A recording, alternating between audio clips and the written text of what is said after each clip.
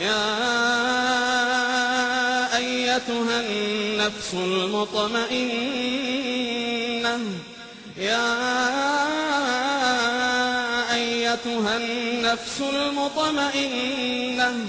ارجعي إلى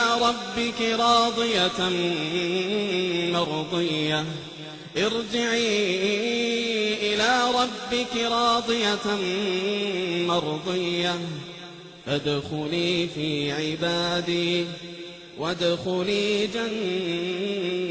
جنتي. أعوذ بالله من الشيطان الرجيم. بسم الله الرحمن الرحيم. كل نفس ذائقة الموت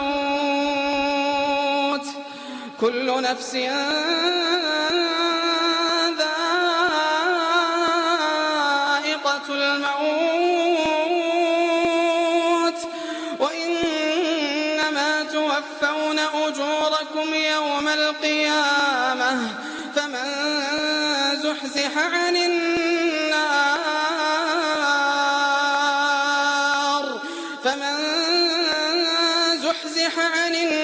النار وأدخل الجنة فقد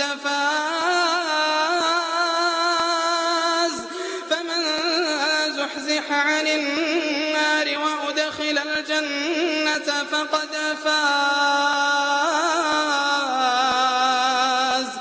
وما الحياة الدنيا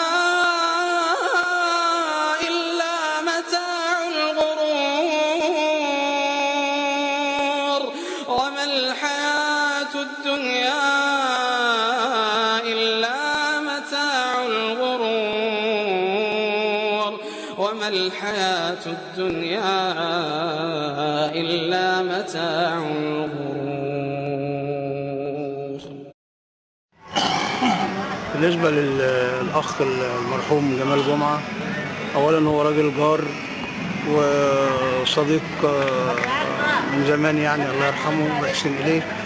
والله كان راجل طيب ومحترم، وكان راجل قلبه على المكان، ولحد ما توفى يعني. وكان راجل بصراحة راجل كويس ومحترم، وربنا يرحمه رحمة واسعة ويسكنه فسيح جناته يا رب، ويلحقنا بيه على خير كلنا إن شاء الله يا رب. ربنا يرحمه ويصبر أهله وأولاده جميعا، والله يرحمه. بسم الله الرحمن الرحيم. طبعا أنا بعزي كل لاعيبة كرة القدم في نادي المنشية الوفاة المغفور له جمال جمعة. يعني جمال جمعة ده كان من الناس اللي هي فيها ريحة الأدب وريحة الأخلاق وريحة المبادئ. كان إنسان محترم الحمد لله رب العالمين. وتقريبا كل الناس اللي نعرفهم في النادي محترمين وفيهم أخلاق وعندهم أدب وعندهم روح رياضية. وكان جمال من الناس بصراحة اللي عامل زي الريح، ما تحسش بيه، بس تحس بعد كده ان انت منتعش مبسوط، لان كان ما بيجيبش سيره حد، ما بيتكلمش على حد، كان بيحب الناس كلها، والناس كلها الحمد لله رب العالمين كلها كانت بتحبه لغايه دلوقتي.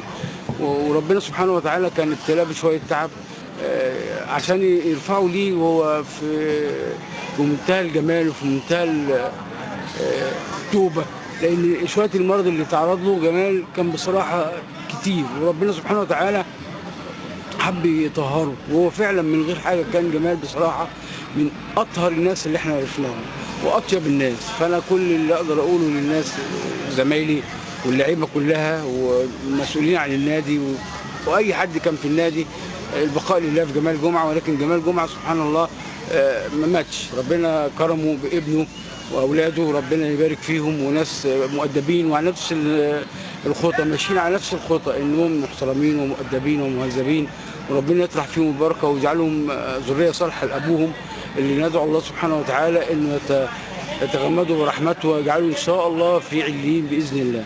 شكرا. كابتن جمال الله يرحمه ويسامحه من اعز اصدقائي ومن الجيل بتاعي، وكان من الشخصيات المحترمه جدا، واحنا الله يرحمه ويسامحه. واتمنى انه يبقى يوم جميل اليوم دوت، نلم كل الناس القديمه بتاعت النادي. وبالمناسبه بنشكر كابتن سعيد ان هو قام المهمة ديت، وهو طول عمره الراجل يعني ما بيبخلش على أي فكرة تكون في مصلحة قدماء النادي. وهو من ضمن الناس اللي هي يعني جمال جمعة من ضمن الناس اللي كانت طول عمرها محترمة في النادي، وكان لعيب من أحسن اللعيبة موجودة في المنطقة. الله يرحمه ويسامحه، وأتمنى لأولاده التوفيق والجمال الله يرحمه ويسامحه، وإنا لله وإنا إليه راجعون. شكرا. السلام عليكم ورحمة الله وبركاته. أخونا الله يرحمه جمال جمعة من الناس الناشئين في النادي ومتربيين في النادي، مثل الراجل المحترم اللي مش بتاع مشاكل زي ما بيقولوا، ان هو الراجل اللي كان مؤدب وكان لاعب كوره كويس، مهاراته من الناس كويسه جدا. وحتى وفاته ربنا يرحمه ويجعل مثواه الجنه ويجعل قبره نور يا رب. ان هو فعلا لما الفكره اللي عملها او الفكره اللي الاخ سعيد عطا يعملها ان شاء الله، اللي هي حفل تقديم دي بدايه كويسه، وانا بفضلها عشان برضو فيما بعد للإخوة كلهم.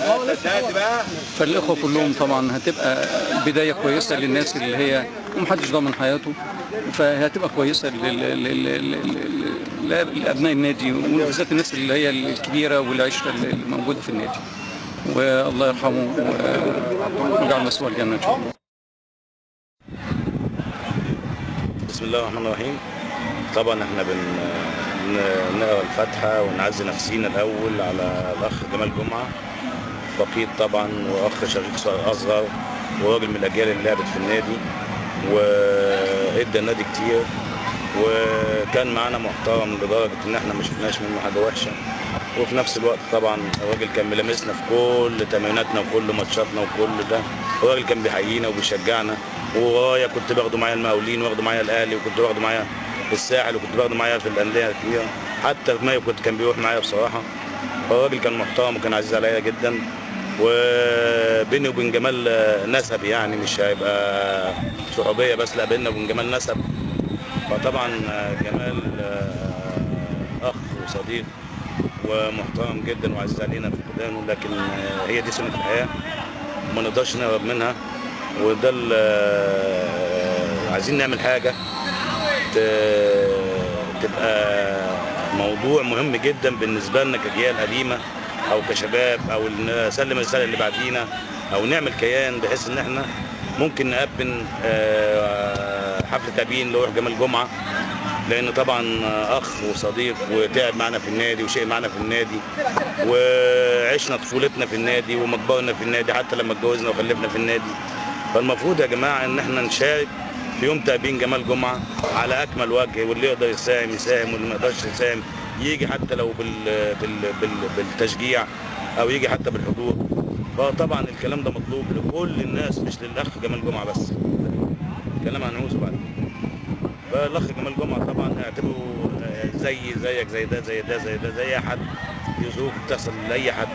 ونسال الله العظيم رب العرش العظيم ان يرحمه ويجعل مسمار الجنه ويصبر اهله ويصبر اولاده، وربنا يبارك في محمود ويطلع ذريه صالحه ان شاء الله ويكمل مسيره جمال جمعه باذن الله. شكرا. بسم الله الرحمن الرحيم.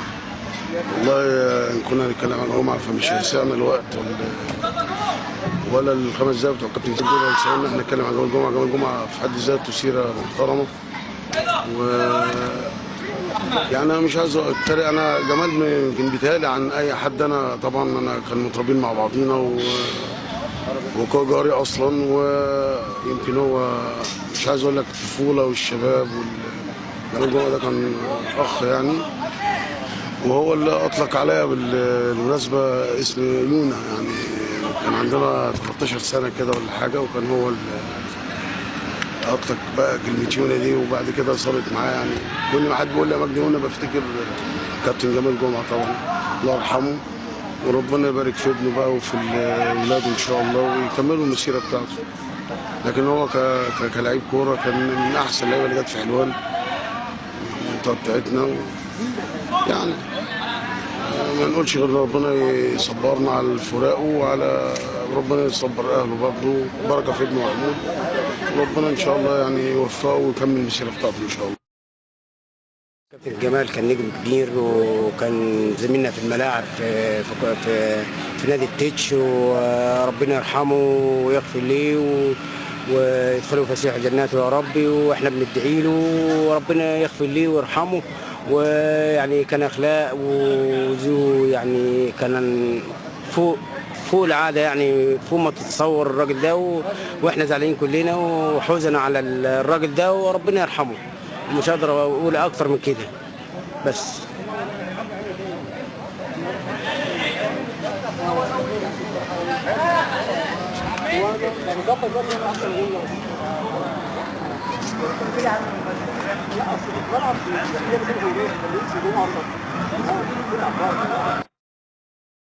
الله وبركاته. النهارده احنا في حفل تقديم الاخ وصديق الاخ جمال جمعه او عايل جمعه، من الناس اللي فعلا احسن ناس، او من اللعيبه من التراث الاول، ومش لعيبه بس، لا ادب واحترام، يعني حتى مش لعيب بس، لا راجل ممتاز كرويا وادبا وخلقا. وبصراحه احنا فقدناه فعلا، افتقدناه، وربنا يجعل العوض في اولاده محمود واحمد ان شاء الله. بسم الله الرحمن الرحيم. طبعا ابدا كلامي بكل الشكر والتقدير للكابتن سعيد عطا صاحب فكره تقديم اليوم لكابتن جمال جمعه. كابتن عايد جمعه شهير بجمال جمعه. طبعا مهما الواحد يتكلم او يقول في كابتن جمال الله يرحمه، طبعا خير من اوجبت العنوان واكملها في لعب كره القدم. كان لعيب فوق الوصف. طبعا انا ما حضرتوش، كان لسه سنه صغير، لكن يقال او اسمع عنه كلام كتير جدا في كره القدم. كانت حاجه فوق الوصف بصراحه، يعني ربنا يرحمه. ومهما اقول او اتكلم عنه، عم جمال كان مثابه زميل او جار. لا، عم جمال كان اكتر من اخ. ربنا يرحمه يا رب ويجعل مرضه في ميزان حسناته. اتمنى من الله عز وجل ان يجعل مثواه الجنه، واتمنى ان كل الناس تكون حاضره في يوم تأبينه اللي هو يكون موافق ان شاء الله، يكون 26 اغسطس. واتمنى يكون كل الناس موجودين بشكل طيب ويكون يوم كويس، ونقدر نقدم له اي حاجه ايا كانت، حاجه لو حتى بسيطه تفضل عايشه في ذكرانا كلنا جميعا. واتمنى يكون ابنه محمود لعب كويس جدا ويكون موجود معانا برضه، يكون متواجد ويحضر اليوم دوت، والله يرحمه. والحمد لله رب العالمين على كل شيء، ومحدش ياخد اكتر من نصيبه. واختم كلامي برضه الف شكر كابتن سعيد على اليوم دوت بصراحه، يعني وربنا يديك على قد نيتك يعني. بسم الله الرحمن الرحيم. طبعا النهارده جايين في يوم جميل جدا، يوم تأبين الكابتن جمال رحمه الله عليه. لو هنتكلم على كابتن جمال جمعه مفيش كلام هيوفي له حقه. كابتن جمال جمعه المستوى في الملعب، كان لعيب من اجمد اللعيبه اللي جابتهم منشيه ناصر. كان لعيب تحب تلعب معاه، كان لعيب تحب تتفرج عليه في الملعب. انا افتكر ان احنا كنا زمايل مع بعض، وكان معانا مجموعه من اللعيبه المحترمه، كان اميزهم جمال جمعه. كان الناس بتحب تيجي تتفرج عليه. على المستوى الاخلاقي كابتن جمال جمعه انسان محترم جدا جدا. انا مش فاكر اذا سواء في الملعب او خارج الملعب انه في يوم عمل مشكله مع حد، انه يوم زعل حد. دايما كان ابتسامه كده خفيفه على وشه بتبين ان الراجل ده قد ايه طيب، قد ايه نقي من جوه. مش فاكر انه حصل منه خلاف خالص مع اي حد.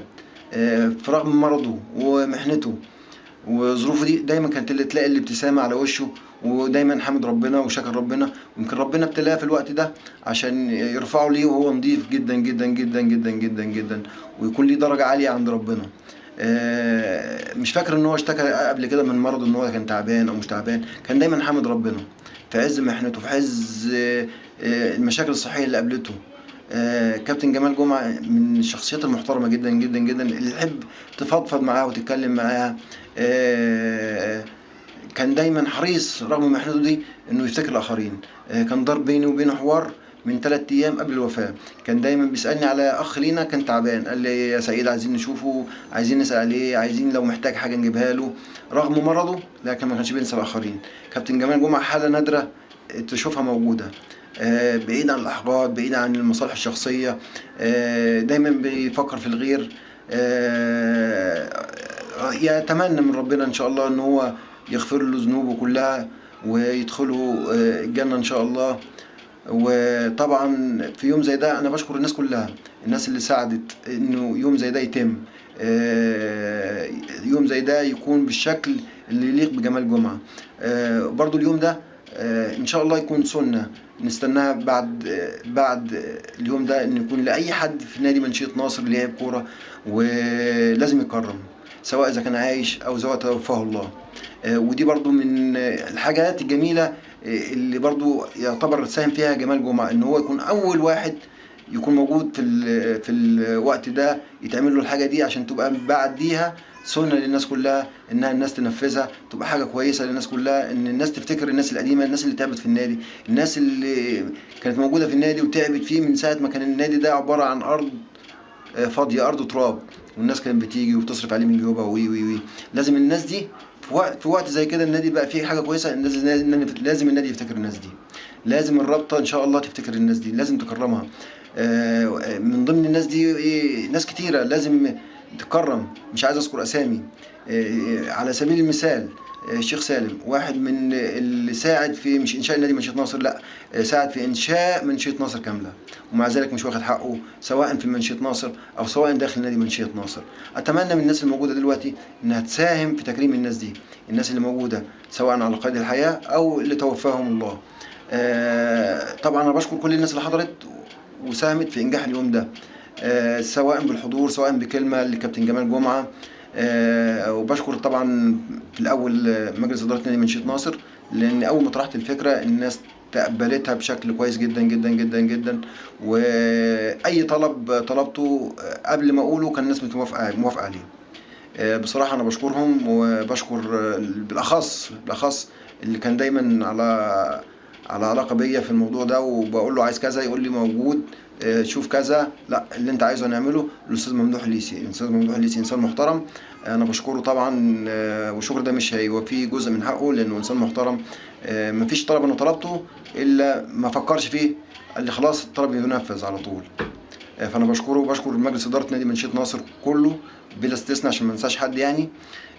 واتمنى ان اليوم ده يتكرر زي ما قلت لاي حد بعد كده، اي حد لعب في نادي منشية ناصر من حقه على نادي منشية ناصر انه يكرمه. اتمنى من الحضور كله انه يساهم بعد كده في احياء هذه الحالة الجميلة اللي احنا فيها، حالة كويسة، ونبعد عن المصالح الشخصية. اهم حاجة المصلحة العامة هي اهم حاجة. انسى دايما خلافاتك، انسى المصالح الشخصية، خليك دايما تفتكر هتعمل ايه للنادي، هتعمل ايه لمنشية ناصر، هتعمل ايه لولادك اللي هيجوا من بعدك. هي دي اللي لازم تكون عند كل واحد. انسى اي مشاكل حتى لو في خلافات، اتمنى انها تتلاشى الفترة الجاية، ونجتمع ان احنا نعمل حاجة كويسة للاعيبة نادي منشية القدامى، او كل عضو مجلس ادارة ساهم في انجاح نادي منشية ناصر سواء توفاه الله سواء موجود. لازم الناس دي تتكرم، لازم الناس دي تاخد حقها. لولا الناس دي ما كانش نادي منشية ناصر وصل للي هو فيه دلوقتي، اذا كان حمام سباحة او ملاعب او ملعب كبير. دايما الناس دي لو ما كانتش موجودة ما كانش وحافظت على المكان، ما كانش المكان وصل اللي هو فيه ده. اتمنى من الناس انها تكرم الناس دي، كل واحد، مش عايز اذكر اسامي عشان ما انساش حد. في ناس تعبت كتير في النادي لازم تتكرم. واخيرا انا بدعي لكابتن جمال جمعة وولاده، وبشكر اسرته انها حضرت النهارده، كابتن محمود واخوه احمد، وان شاء الله اللي ما عملوش كابتن جمال وما قدرش يعمله ان شاء الله محمود واحمد يحققوه، ونشوفهم كده حاجه كويسه في الملاعب ان شاء الله. وبشكر كل الناس اللي حضرت والضيوف وكل من ساهم في هذا اليوم، وشكرا.